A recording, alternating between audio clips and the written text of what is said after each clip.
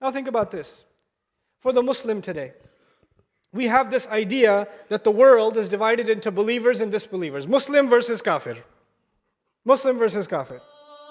And the idea that we are supposed to take care of our own, we're supposed to take care of the Muslims, that's priority. Kafir, who cares? You know, when you study the Quran, you find something else. When you study the Quran, Allah Azza wa Jal criticized, for example, when the Quran was first revealed, early on, Allah Azza wa Jal told His Messenger, sallallahu alayhi wa sallam, أَرَأَيْتَ الَّذِي يُكَذِّبُ بِالدِّينِ فَذَلِكَ الَّذِي يَدُعُّ الْيَتِيمِ وَلَا يَحُضُّ عَلَى طَعَامِ الْمِسْكِينِ. Short surah, everybody knows it. Have you seen the one who denies the religion? He pushes the orphan.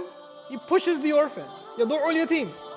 And he doesn't encourage feeding the poor, feeding the helpless. Do you think that yatim in that ayah was the Muslim yatim? When the Prophet ﷺ was in Makkah, who were the orphans? The mushrikun, the kids of the mushrikun. Who were the miskeen, the people who were poor and begging? Were they Muslims? No, they were miskeen everywhere. When the Quran came and said the people who cheat other people in business, وَيْلٌ لِلْمُطَفِّفِينَ الَّذِينَ إِذَا اكْتَالُوا عَلَى النَّاسِ يَسْتَوْفُونَ وَإِذَا كَالُوهُمْ وَزَنُوهُمْ يُخْسِرُونَ. Allah curses the people who cheat in business and they give people who buy from them less than what they paid for.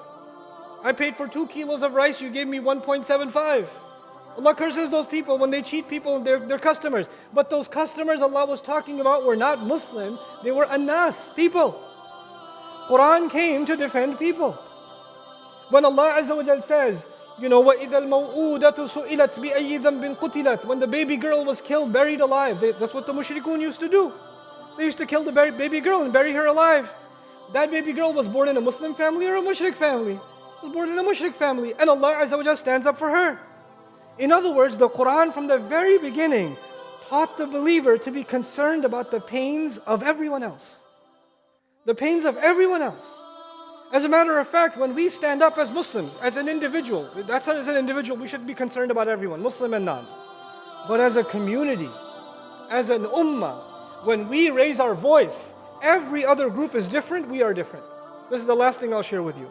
You know, in the United States, we have different, they call them lobbies. They call them lobbies. There's an Irish lobby. There's an Asian American lobby. You see? There's an African American lobby. And the Irish lobby will fight for whose rights? The Irish. The African American lobby will stand for the African Americans' rights. The gun rights lobby will only stand for the gun rights. But the Muslim lobby isn't supposed to stand for the rights of Muslims. Actually, in the spirit of the Quran, the Muslim is supposed to lobby for everyone else. For all the orphans, for all the poor, for all the needy, for all the victims, for all those that are suffering. Because we are khayra ummatin ukhrijat linnas, for the benefit of people. That's our place. That's what we're supposed to do. But if we become like what Bani Israel did, Banu Israel thought they're the chosen ones. And the only ones we have to benefit ourselves. Everybody else, you know, I guess Allah didn't choose them, they're lost. And until they become Muslim, the only thing we should do for them is make da'wah to them. If they become Muslim, then they can join our team. Otherwise, who cares? What's the point of helping them in this dunya if they're going to burn in the akhirah? This is the sick mentality some people develop. This is not the mentality of that Allah Azza wa Jal teaches in the Quran. Allah says, إِنَّمَا نُطْعِمُكُمْ لِوَجْهِ اللَّهِ لَا نُرِيدُ مِنْكُمْ جَزَاءً وَلَا شُكُورًا. We feed you, we give you only to make Allah happy, for the face of Allah. We don't want any compensation from you. We don't want anything in return. You know, other religions, sometimes they go into villages and they feed the poor people in hoping to convert them. So they'll give them food, they'll give them clothing, they'll build a school for them, and then turn them into their religion. Da'wah is something else. Helping people is something else. We don't say, I'm going to help you, but make sure you read the Quran now.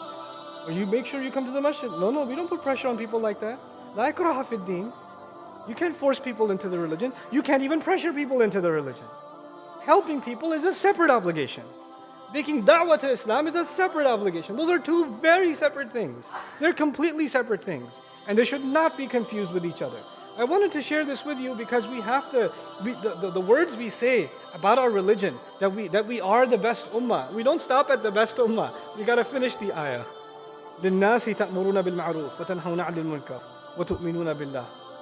That you are the best of people, you're best of all nations for people.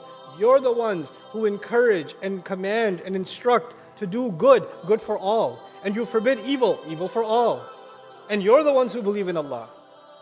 You're the ones who believe in Allah. So our iman in Allah should make us more concerned for everyone else.